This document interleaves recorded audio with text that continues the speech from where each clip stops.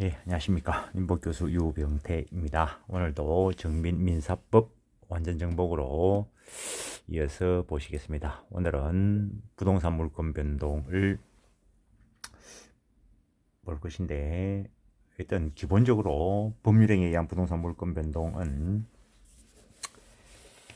등기하여야 효력이 발생을 하고, 법률행위에 의한 동산 물권 변동은 인도가 있어야 효력이 발생하는데, 일단 부동산 물권 변동, 부동산 물건에 뭐 이러이러한 것들이 있다. 일단 물건법 공부하고 나면은 어떤 것들은 부동산에 대해서만, 어떤 거는 부동산과 동산에 대해서 다 인정되는 거, 또 어떤 거는 동산에 대해서 인정되는 거, 외울 사안이 아니고 그 권리의 실질을 알면은 당연히 알게 되는 겁니다. 그렇게 알아야 되는 거지. 외워서 알고 있는 거 아무짝에 쓸모 없습니다. 자, 583페이지 먼저 법률에 의한 부동산 물권 변동 186조에서 부동산에 관한 법률에 인한 물권의 득실 변경은 등기하여야 효력이 생긴다. 그래서 법률행위로 물건이 변동되기 위해서는 공시방법이 갖추어져야 되는데 부동산 물건의 공시방법은 등기다라는 거죠. 이때 등기를 성립요건 또는 효력요건으로서의 등기가 되는 것입니다.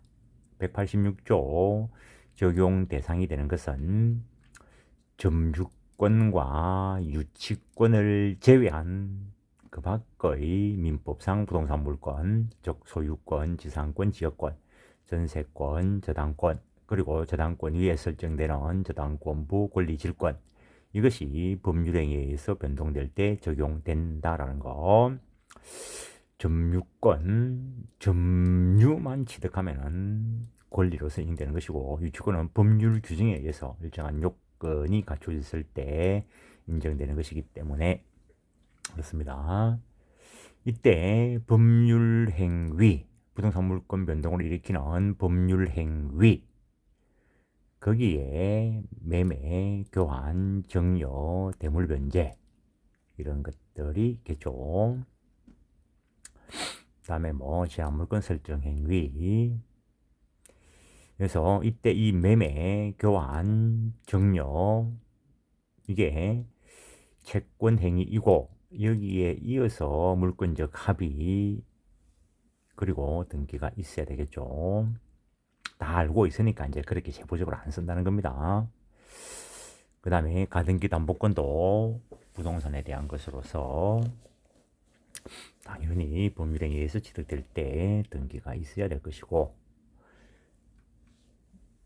그 다음에 등기를 갖추지 못한 부동산 양수인의 법적 지위, 이와 관련돼서 그 소멸시효와 관련되어서도 이야기된 부분이 있습니다. 등기를 갖추지 못한 부동산 매수인의 이전 등기 청구권은 채권적 청구권이기 때문에 10년 소멸시효 대상이 되는데, 근데 그 매수인이 점유를 이전받고 있다면 권리를 행사하는 것이기 때문에 소멸시효에 걸리지 않는다는 거.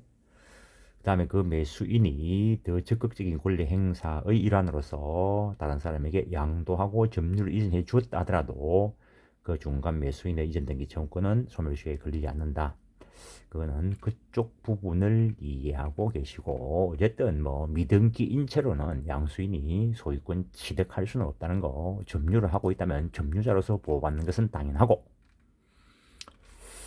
등기 청구권과 관련되는 거 조금 전에도 말씀드렸고, 다음에 법률 행위에 의하지 않은 부동산 물권 변동, 이거는 187조에서 예컨대 상속, 공용징수, 판결, 경매, 기타 법률 규정에 의한 부동산 물권의 취득은 등기를 요하지 않는다. 등기 없이도 취득된다는 거죠. 그러나 등기를 하지 아니하면 이를 처분하지 못한다. 그래서 이때의 등기는 처분 요건인 등기입니다. 그래서 등기에는 성립 요건 또는 효력 요건으로서의 등기도 있고 처분 요건인 등기도 있고, 임차권은 채권인데 부동산 임차권에 대해서 등기하면 대항력을 취득합니다. 그래서 대항 요건인 등기도 있습니다. 그러나 원칙적으로 등기가 마련된 것은 법률행위에 의한 부동산 물권 변동과 관련해서 마련된 제도이기 때문에 등기는 성립 요건 또는 효력 요건으로 작용한다. 이렇게 이야기하는 겁니다. 그러면은 187조 법률 규정에 의한 부동산 물권 변동의 적용 범위와 관련돼서 법조문에서는 취득만 말하고 있지만 변경, 소멸까지도 포함된다는 거. 상속은 상속 법조문에서 비상속인의 사망 시에 상속이 개시되기 때문에 비상속인 사망만으로 상속인에게 등기 없이 이전되어 왔습니다. 또 비상속인이 사망하는 그 순간이라는 거.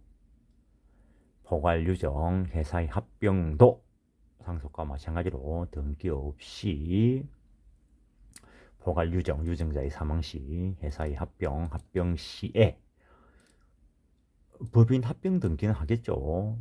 뭐 합병이 되면은 부동산은 등기 없이 합병으로 전속하게 되는 그 법인 소유가 된다는 겁니다.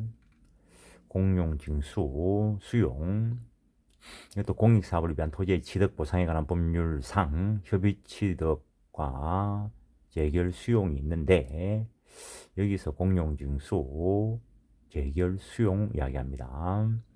수용 기일에 물건이 변동된다는 거. 협의 취득은 매매와 같은 성질로서 승계 취득에 해당하고 그렇다면 이거는 등기가 있어야 된다는 겁니다.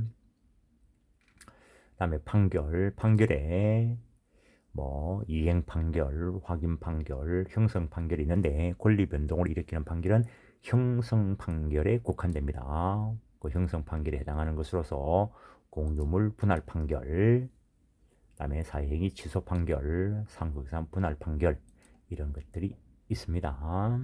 그다음에 경매, 공경매를 이야기합니다. 경락대금 완납한 때 물권 변동이 일어납니다. 기타 줄 많죠. 만큼 있죠. 그래서 이런 거 외우는 거 아닙니다. 이거 법리를 터득해서 당연히 법률 규정에 의한 것인 줄 알아야 됩니다. 지구상에 없던 건물을 신축하면 신축자가 원칙적으로 원시 취득합니다. 등기 없이 법정 지상권 말 그대로 법률 규정에 의해서 등기 없이도 일정한 요건 하에 지상권이 취득되도록 하는 건데 이게 전세권 쪽에도 규정이 있고 저당권 쪽에도 규정이 있고 가등기 담보법 쪽에도 규정이 있고 임목법에도 규정이 있습니다.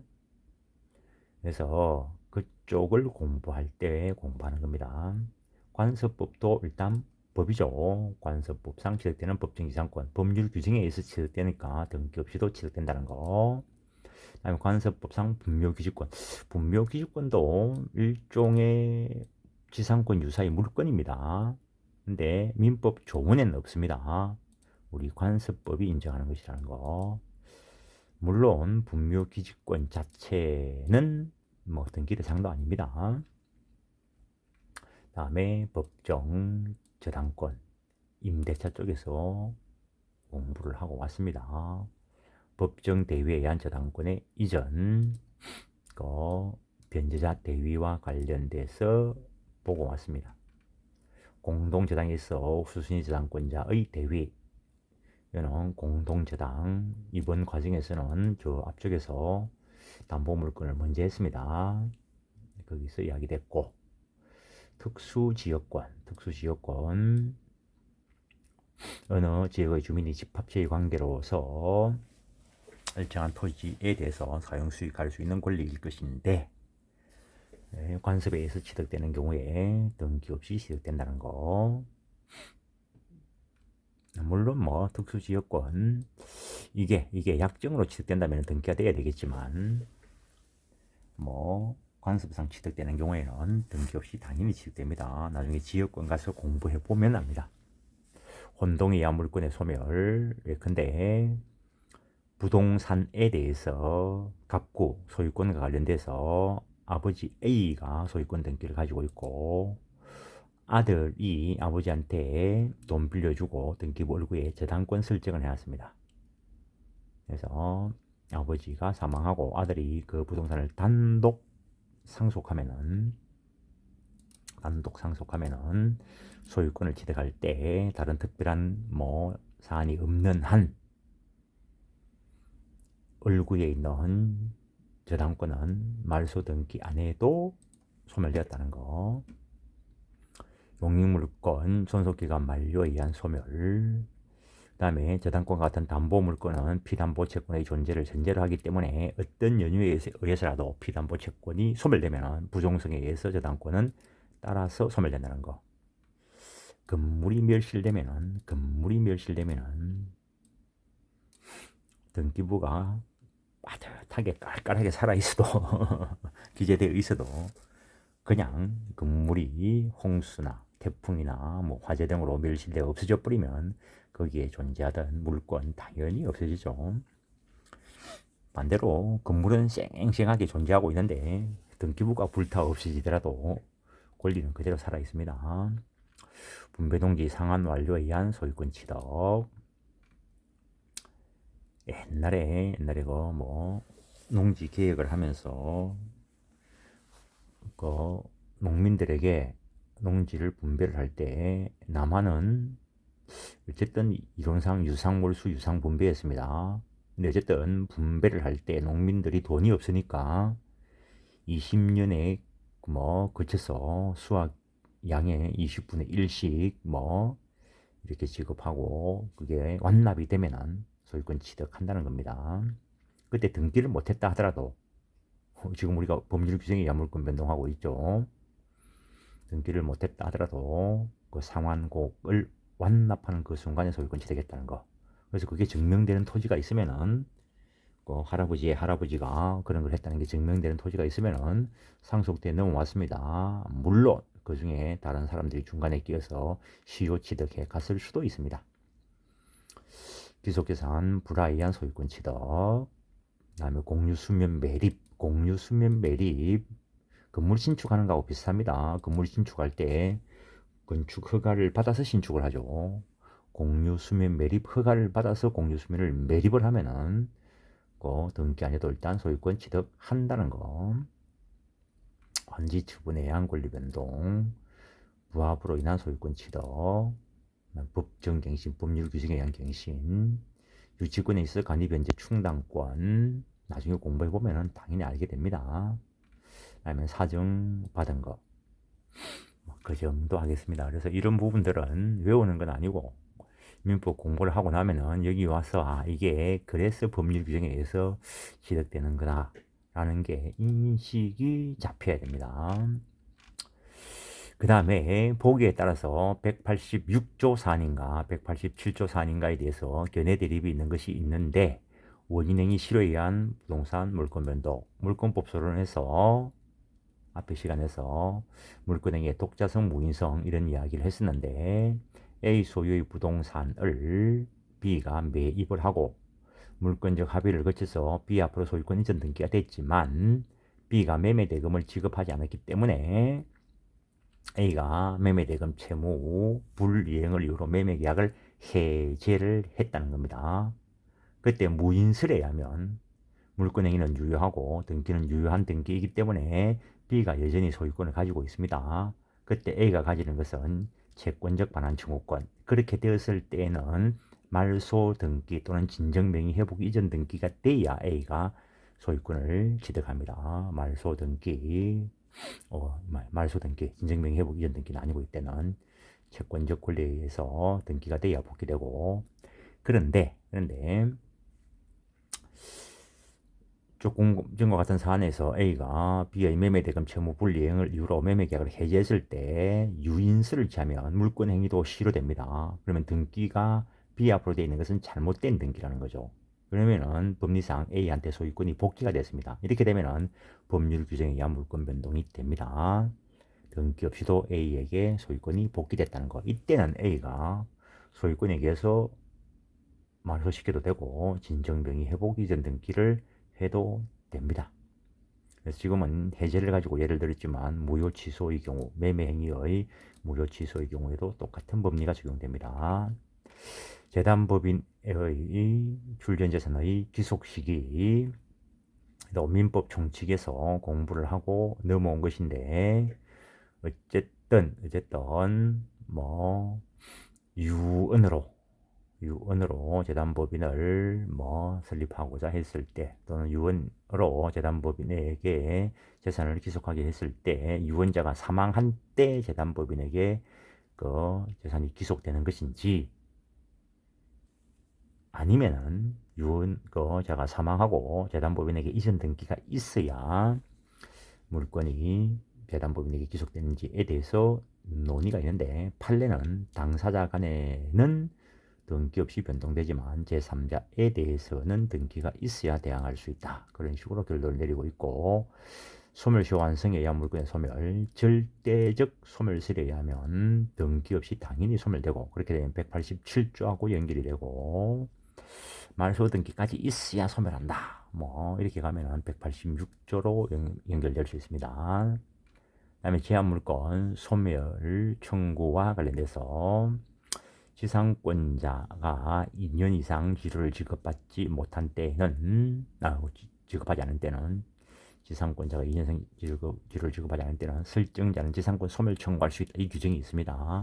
그때 소멸 청구만으로 당연히 소멸된다 이라면은 이 소멸 청구권은 형성권이고 당연히 소멸되어 버리니까 말소 등기 아니어도 소멸되니까 법률 규정에 의한 물권 변동이 될 것이고 그것만 가지고 소멸되는 것이 아니고 말소 등기까지 있어야 소멸된다라고 하면 186조로 연결되는 것이 됩니다. 그런데 다수설은 187조로 연결시킵니다.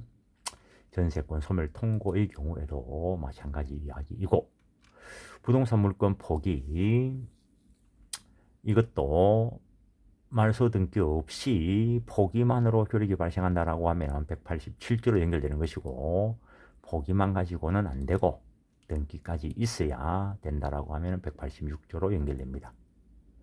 근데 187조 예외로서 부동산 물권 점유 시효 취득 법률 규정에 의한 부동산 소유권 취득, 부동산 물권 취득이 맞습니다. 근데 이거는 조문 자체에서 등기가 있어야 취득한다라고 되어 있습니다. 그래서 시효취득은 법률 규정에 의한 부동산 물권 변동이지만 법조문 자체에서 등기를 취득 요건으로 규정하고 있습니다. 187조에서 등기 없이 취득한 부동산 물건 등기 없이 취득할 수는 있다. 단 처분하기 위해서는 등기해서 처분해라. 그런 식으로 되어 있습니다. 그래서 이때의 등기를 처분 요건인 등기다 라고 이야기하는 것이고 그 정도 한번 하시고 그 다음에 등기 청구권 이야기가 있는데 이 등기 청구권까지를 등기 청구권 법리만 그냥 간단히 보겠습니다. 등기 청구권, 등기 권리자가 등기 의무자에 대해서 등기에 협력할 것을 청구할 수 있는 권리인데 우리가 그 부동산 등기법이 공동신청주의를 취하고 있기 때문에 일단 등기 청구권이라는 개념이 뭐 존재가 있습니다. 등기 신청권은 등기관에게 등기해 달라고 신청하는 거고 등기 청구권은 권리 당사자끼리 하는 거죠. 그래서 부동산을 매수한 자가 매도인에 대해서 이전 등기 청구권을 가지게 되겠죠.